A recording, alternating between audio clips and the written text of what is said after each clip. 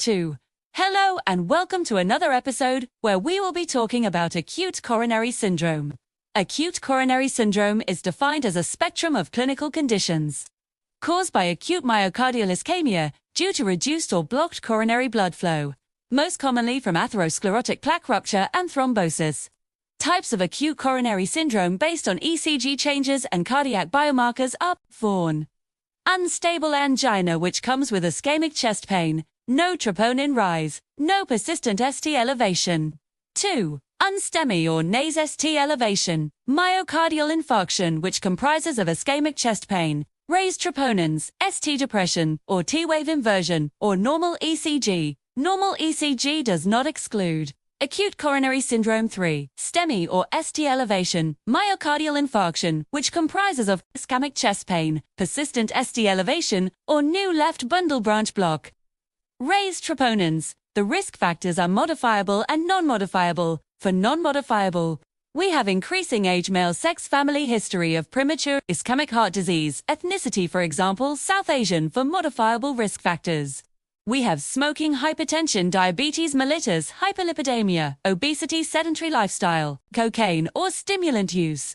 Typical symptoms include central crushing chest pain, pain radiating to left arm, neck, jaw or back, and associated symptoms include dyspnea, nausea or vomiting, diaphoresis, dizziness. Some atypical symptoms which are common in elderly women and diabetics include epigastric pain, shortness of breath, only fatigue, syncope. First-line investigations include 12-lead ECG, which is done within 10 minutes of presentation, cardiac troponin bloods like FBC, EUNEs, LFTs, coagulation screen, lipid profile and HbA1c are done.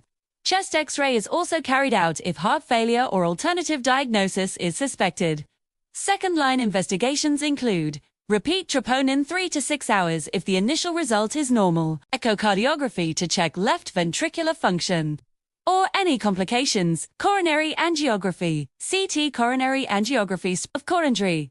Management according to NICE guidelines, immediate management would be ABCDE approach, continuous cardiac monitoring, IV access, oxygen only if oxygen saturations are below 94%.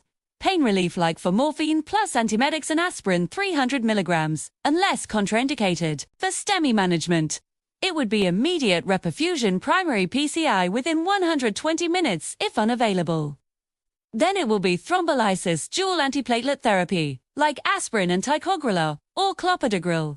Anticoagulation like unfractionated heparin or bivalirudin. High-intensity statin like atorvastatin, 80 mg. Beta blocker, if no contraindication, ACE inhibitor within 24 hours. For NSTEMI, or unstable angina management, it would be risk stratification using the Gray score. Dual antiplatelet therapy, like aspirin and ticagrelor, or clopidogrel. Anticoagulation like fondaparinux preferred. Anti-ischemic therapy like beta blockers, nitrates, early coronary angiography within 72 hours or earlier if high risk. Secondary prevention for all acute coronary syndrome patients include aspirin lifelong retainer, a second antiplatelet for 12 months, high-intensity statin ACE inhibitor or ARB, and beta blocker. Lifestyle modifications like smoking, cessation, diet and exercise, cardiac rehabilitation. Complications could result in arrhythmias like VT or VF or AF or heart failure, or cardiogenic shock or pericarditis. Thanks for watching and listening.